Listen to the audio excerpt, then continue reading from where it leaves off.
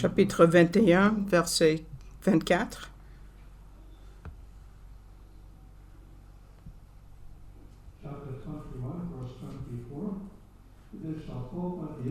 Ils vont tomber par l'épée pour être captifs dans toutes les nations. Les nations vont être foulées par les nations jusqu'à ce que les temps des gentils soient accomplis. 40 ans après ça, la prophétie a été accomplie. Et la révolte a commencé en 66 et a fini en 70. Et Jérusalem a été détruit et il n'y avait plus une pierre sur une autre. Et les Juifs ont été dispersés. Et jusqu'à la révolte, la deuxième révolte en 135, et après cette deuxième révolte,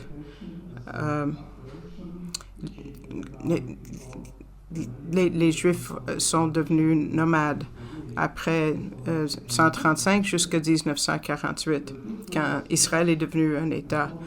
Et pendant qu'ils étaient dispersés, ils ont entré dans plusieurs pays. Ladino, c'est plus influencé par l'espagnol. Dans l'Europe, c'était le yiddish. 10 à 20% yiddish, mais pour la plupart, c'est allemand. Il y a un peu de russe et de polon. Donc, les gens ashkénazes parlaient ça en Europe. Puis les gens de l'Espagne parlaient ladino. Il y a d'autres groupes juifs au Yémen aussi. Mais la plupart étaient d'Ashkénazes ou séfarades. Dans la diaspora, les Juifs sont devenus persécutés. Souvent, ils avaient besoin de changer d'un pays à l'autre. Des fois, il y avait des voies plus ouvertes, des fois des voies fermées. Éventuellement, les Juifs de Pologne étaient la communauté la plus grosse au monde, même plus gros que la population américaine. Et parmi les Polonais, il y avait un nouveau secte, Chassidim, qui veut dire les pieux, les saints. Mais ça faisait partie des Juifs orthodoxes.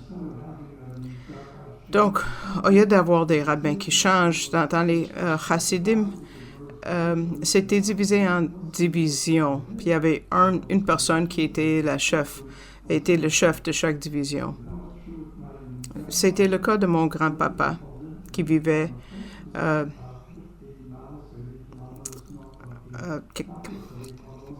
80 kilomètres au nord de Varsovie. Lui et sa femme se sont mariés le jour qu'ils se sont rencontrés, mais les fiançailles avaient commencé au moins un an auparavant. Puis sûrement, ils se sont bien entendus, ils ont fait 13 enfants. Mais 7 des 13 n'ont pas survécu, mais 6, oui. 6 ont déménagé en Israël et une famille a déménagé en Israël et c'était mon père. Parce qu'il avait plus le goût de goûter à la guerre. C'était Palestine, mais le terme Palestine était appliqué à toute la population juive. Dans mon témoignage, je vais dire qu'on était sauvés par un guérilla juif pendant la guerre de 6 jours. Tranquillement, le terme palestinien était plus appliqué aux Juifs et en 1973, le mot palestinien était appliqué aux Arabes qui vivaient en Israël. Mais c'est quelque chose qui a développé à partir de la guerre de 6 jours jusqu'à la guerre du Yom Kippour en 1973. Donc, en 1973, c'était les Arabes. Mais on l'appelait Palestine.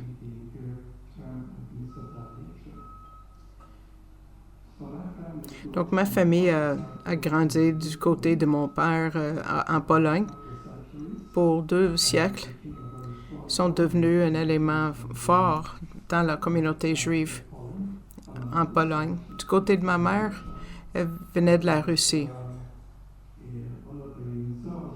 Un des sœurs qui était décédé, la femme, sa femme avait du sang allemand. Donc, elle a pu faire entrer beaucoup d'Allemands en Russie. Donc, il y avait une section de la Russie qui parlait allemand, qui n'avait pas beaucoup de contact avec l'Allemagne. Il y avait même une synagogue, même s'ils étaient grandis avec un genre d'athéisme. Donc, mon père venait de la communauté chasside, mais ma mère était assez athée. De toute façon, quand mon père a grandi, j'ai des photos de lui avec des habillements chassides, mais il a tout enlevé ça. Et quand il a déménagé à Varsovie, il est devenu photographe. Il a commencé à vivre ce genre de vie pas du tout religieuse. Quand la Deuxième Guerre mondiale a éclaté le 1er septembre 1941, mon père a pu partir légalement, mais il était arrêté. Et on l'accusait d'être un espion nazi, donc il était envoyé dans un camp de travail en Sibérie, où il a vécu un travail dur jusqu'à ce que la Pologne et la Russie ont dû faire une entente. Mais une des conditions, c'est qu'il fallait libérer tous les Polonais, et puis là, mon père a été libéré. Donc, il est resté quand même en Sibérie un certain temps, mais il est retourné être photographe.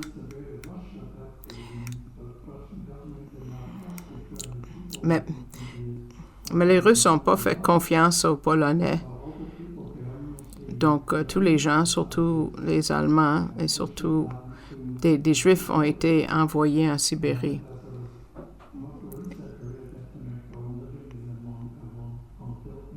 Et il fallait qu'ils fassent leur vie en faisant de la construction. Mais on avait besoin de passeport. Donc, une fille est allée voir mon papa comme photographe, et puis beaucoup a développé. Mon père a décidé de rester où il était jusqu'après la guerre. Mais en tant que citoyen polonais, il a pu amener sa famille. Sa famille, c'était juste nous 3, moi, mon père, ma mère. Et on a tranquillement allé vers la Pologne. Mais pendant un certain temps, il fallait que je sois hospitalisée. Donc, on m'a mis dans un orphelinat ukrainien, mais il n'y avait aucune nourriture qui arrivait. Donc, mon père venait me nourrir chaque jour, quelques tranches de pain, mais je maigrissais beaucoup, très jeune. Finalement, on a dit à mon père, si tu prends pas ton fils, il va mourir. Donc, c'est ça qu'il a fait. Puis, il a engagé une femme pour prendre soin de moi. Mais sa femme avait la typhoïde. Mais elle a fini par guérir. Et puis, elle est retournée en Pologne. La ville de mon père, mais il n'est pas retourné au même village.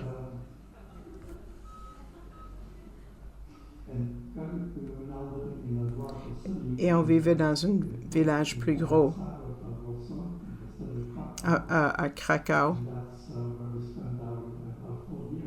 où on a passé toute une année. À la première Pâques juive, après notre retour en Pologne, on a vu que très peu. Il y avait 7 familles qui avaient été massacrées, mais 6 ont survécu. Donc, ils ont commencé à faire des arrangements pour quitter la Pologne. Donc, underground israélien ou palestinien essayait de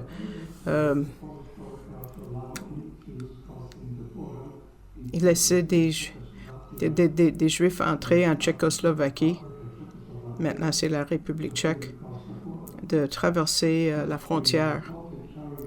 Donc, on a dit de tout transporter sur le dos, tout ce qu'on avait. On a commencé à s'aligner vers la frontière. Cette Pâques, il y avait un élément polonais qui ont accusé la communauté juive d'avoir kidnappé un garçon roman catholique, un garçon qui avait disparu, et comme résultat, il y avait une rumeur que les Juifs prenaient le sang des enfants non juifs, des chrétiens. Donc, on accusait la communauté juive de kidnapper cet enfant. Donc, le soir de la Pâques, il y avait beaucoup d'émeutes contre les Juifs en Pologne. Et ça, c'est le premier contexte que j'ai commencé à comprendre quelque chose par rapport à ce Jésus. Pas comme mon Messie, pas comme quelqu'un est mort pour mes péchés, mais quelqu'un pour qui j'ai failli mourir. Heureusement, on a pu échapper à l'émeute, mais beaucoup ont été tués. Et ça nous a poussé à vraiment aller en Palestine, qui n'était pas encore un État. On est arrivé à la frontière, on a dit qu'on était juifs. Puis les Polonais ont fait ceci. Ils ont fait semblant de ne pas nous voir, les gardes de sécurité. Donc là, on était dans un genre d'endroit qui est devenu la République tchèque. Les gens de l'underground ont dit, comment est-ce que tu as pu donner des pots de vin? Ah, c'est avec des cigarettes américaines. Parce qu'on était très prisés après la Deuxième Guerre mondiale avec une sorte qui s'appelait des chameaux. Donc, Camel, c'est une sorte de cigarette.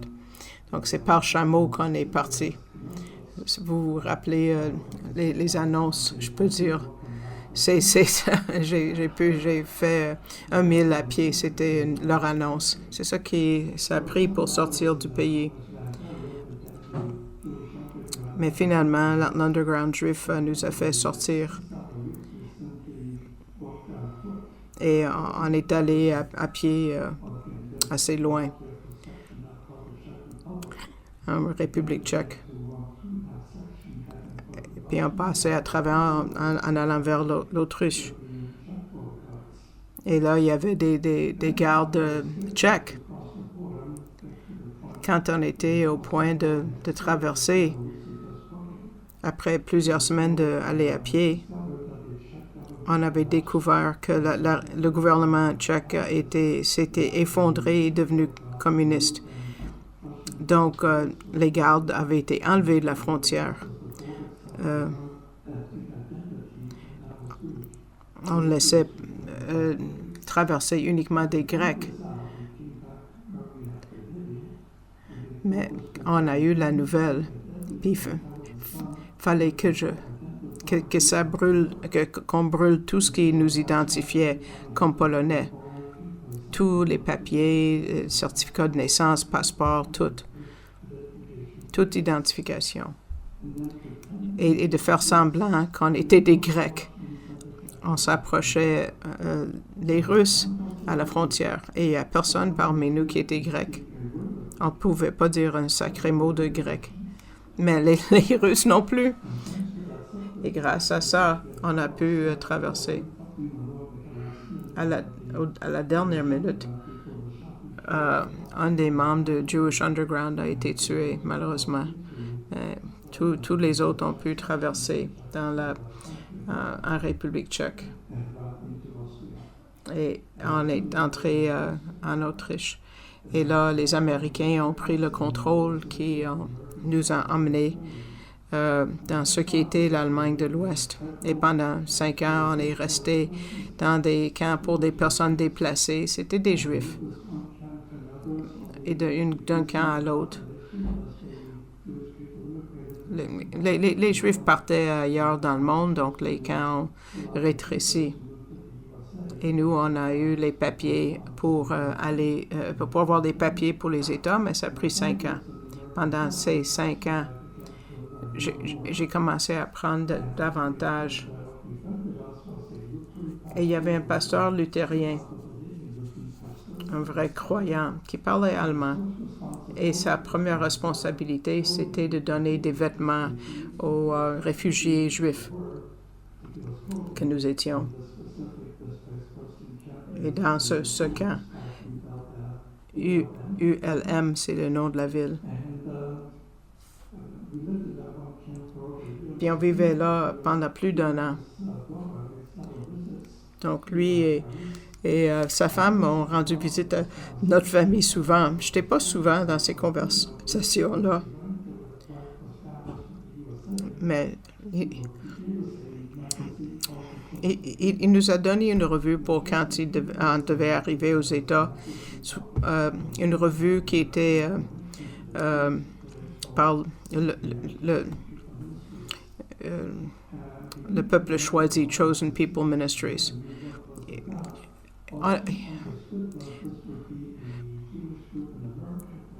Quelqu'un lui a communiqué à ma mère que c'était une place où il y aurait de l'aide de la part des Juifs pour nous. Le pasteur a juste pris la couverture, puis en bas de la couverture, il y avait une adresse à Manhattan. Donc ma mère ne savait pas c'était quel genre de groupe. Et elle ne savait pas que c'était un groupe messianique. Mais elle avait l'adresse. Puis Chosen People. Puis elle a pris dans sa sacoche elle a gardé là 3 ans de temps. Finalement, on a eu notre statut pour aller aux États.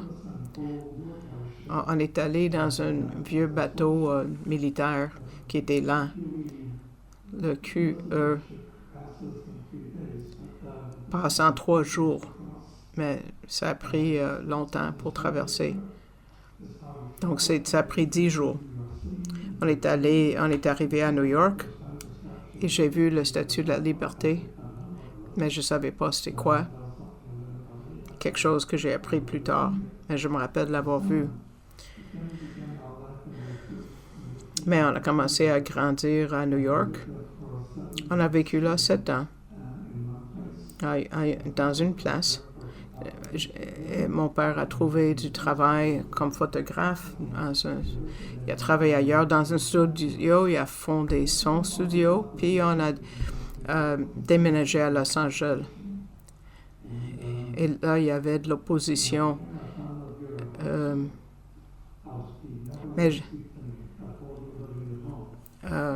Parce que j'avais cru dans le Messie, puis il s'est opposé complètement à moi. Et quand il y avait quelque chose à me dire, il parlait à ma mère, il a dit « Dis ça à ton fils ». Mais la dernière année que j'étais avec eux, la dernière année d'école secondaire, j'ai été contactée par le ministère Chosen People, peuple choisi. Et puis il y avait une femme qui m'avait invité d'aller à une réunion. C'était quand même un bon bout à Brooklyn. Et donc, tu sais, le genre de baptême pour la communion, c'était ouvert. C'était en face d'une église. Ça a opéré pendant 1 an. Mais moi, je suis devenue à la foi pendant cette période-là à New York. J'étais assis en arrière et j'ai vu plusieurs personnes juives qui parlaient de Jésus, de Yeshua. Ça me dérangeait pas trop.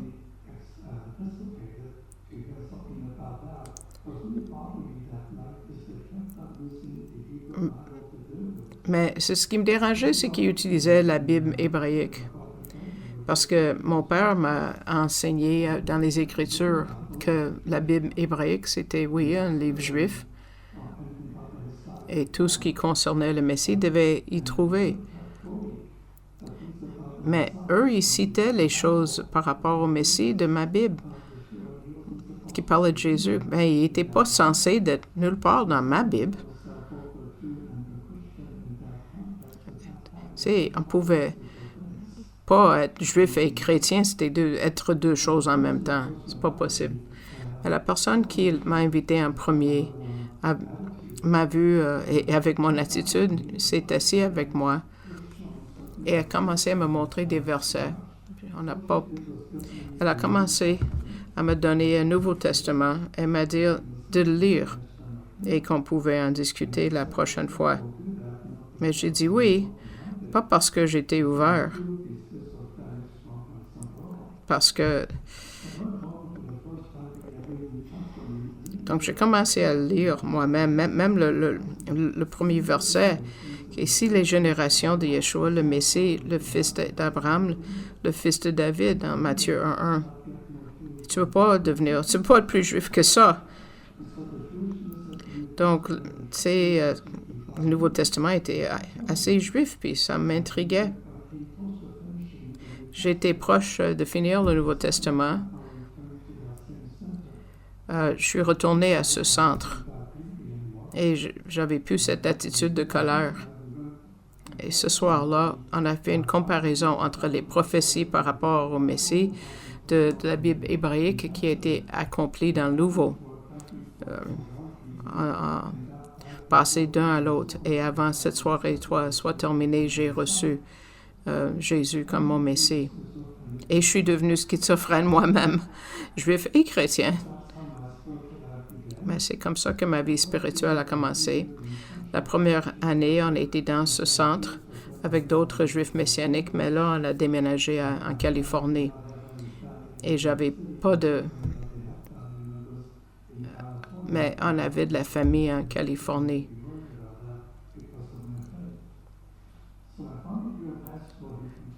Donc, ma dernière année de secondaire, mon père a tout coupé avec moi. Tout contact.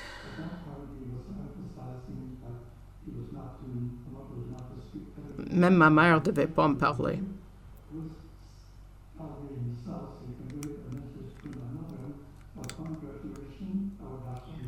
Et puis le message était, aussitôt que je termine secondaire, je suis plus le bienvenu chez nous.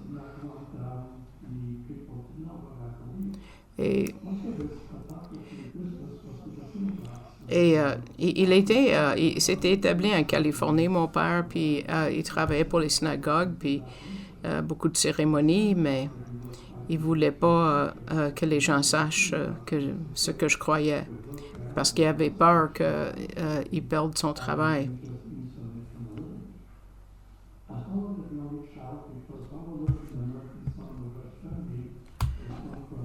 Bon, il y avait un frère et une sœur aînés pendant qu'on était en Allemagne. En Brooklyn, un autre frère. Los Angeles, 3 autres sœurs qui sont nées.